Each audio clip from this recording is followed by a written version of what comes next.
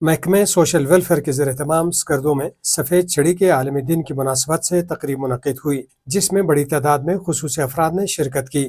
تقریب سے خطاب کرتے ہوئے مقررین نے اپنی تقریروں میں کہا کہ اس دن کے منانے کا مقصد معاشرے میں خصوصی افراد کو ان کا جائز مقام دینے اور ان کی مشکلات میں کمی لانے کے لیے شعور و احساس کو بیدار کرنا ہے۔ مقررین نے کہا کہ ہم بصارت سے محروم افراد کا سہارا بن کر انہیں معاشرے کا ذمہ دار اور فعال شہری بنانے کا موقع فراہم کر سکتے ہیں۔ مقررین نے خصوصی افراد کی بحالی اور ان کی فلاح بہبود کے لیے حکومتی اداروں کے ساتھ ساتھ فلاحی اداروں کے کردار کی بھی تعریف کی۔ معذوری کے باوجود زندگی کے مختلف شعبوں میں اہم کامیابیاں حاصل کرنے والے افراد نے اپنی زندگی میں پیش آنے والے تجربات اور کامیابیوں پر بھی روشنی ڈالی۔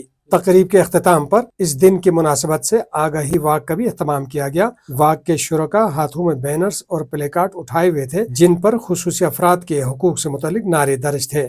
واک میں بڑی تعداد میں طالبات نے شرکت کی۔ آج ہم گرلز ہائی اسکول حاجی گام میں انٹرنیشنل وائٹ کین کی سیلیبریشن کے حوالے سے ہیں۔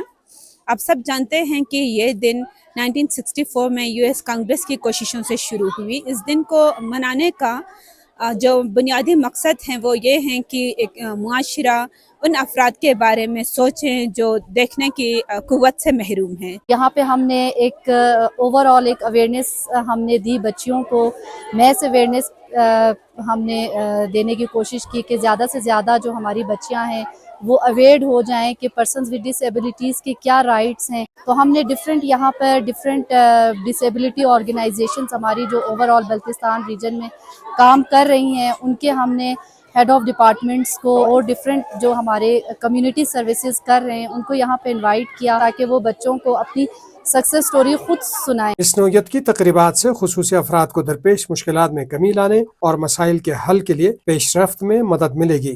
قاسم نسیم، سیاچن ٹائمز، سکردو۔